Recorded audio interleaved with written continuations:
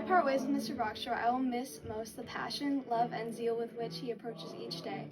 Even in times of stress and heightened emotions, he still continues forward with a smile. An infectious, joy and spirit. He comes in, he always has a big smile on his face. He's like, okay guys, let's get ready to start the day. Let's go. In the Commons, first thing in the morning when everyone's got their backpacks on and headphones in, and I was like, attention! I stood on a lunch table and said, anyone that's willing to come to our lip dub filming this Tuesday, whatever it was, I will offer free pizza. And so bought pizza for over 400 kids came out for this lip dub video.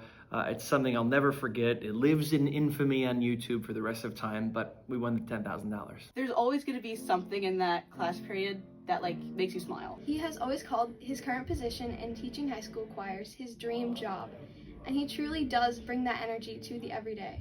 In the beginning of the year, he does this activity where he's like, okay, I'm going to learn everybody's names for the first 2 days, and if I don't know them, then I'm going to buy you Starbucks. He makes a point to remember the names of every new person he meets and ensures they feel welcomed and included, personally interacting with them and asking how they're doing. It's something that is just so sacred and so rare to come across. I actually went to the whole student body there and said, why don't you all come down?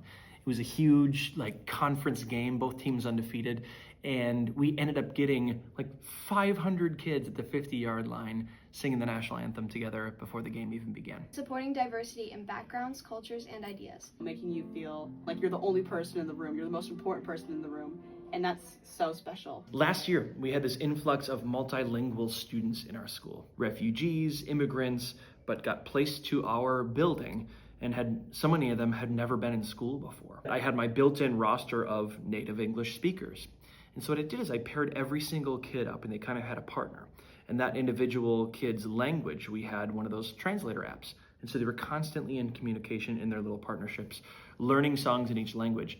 And then what I did repertoire-wise, I chose songs from the various languages that our students represented. It was a memory for all. Mr. Rockstrough's welcoming, inclusive environment attracts many students that may be nervous or inexperienced with choral music or the experience of being part of an ensemble. The unique way in which he communicates complicated musical concepts through intuitive, simple metaphors so that everyone can understand ideas is very efficient at knowing his audience and tailoring his teaching style to the level of understanding of the audience. He does this by sort of being vulnerable with us in certain ways so that we feel more comfortable being vulnerable with him. This year, an event transpired that deeply affected people everywhere in vastly different ways.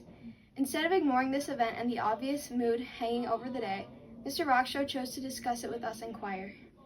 Undoubtedly, he had his own opinions about what happened, but he didn't push it onto us. He simply opened the floor to whatever thoughts students might want to share, encouraging us to be unafraid of holding a different opinion than the others.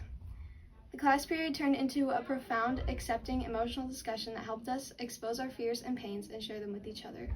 This ultimately pushed us toward becoming a stronger ensemble, not only socially but also musically, as we embraced both unity and individuality to grow together through that difficult day. Without these moments, the healing that makes us better could not occur. In a casual lunch conversation, one of my students reminded me that she lost her teenage cousin unexpectedly. When she came back, despite seeing the email that went out to all of her teachers, only 3 of those teachers said, hey, how have you been doing?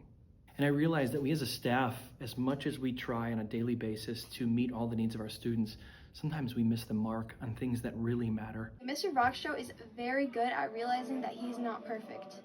As any other person does, at times he may sometimes react to or treat a situation in a way that is not efficient or which a student has an opposing opinion on.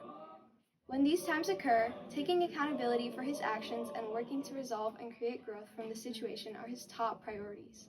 He doesn't avoid the issue or patronize those who express concerns about it. This is an extremely important quality that he brings to teaching. So I asked principal permission, and he granted it for me to put together a student leadership group, some of which I had never had before, and asked, can you fill in the gaps for the things that we could be doing better as a staff? And sprinkle in all the things that you like that we do. We presented it to the administration first, and they teared up. It was so powerful, hearing what the students see in us. Another incredible aspect of Mr. Rockstroh is his selflessness.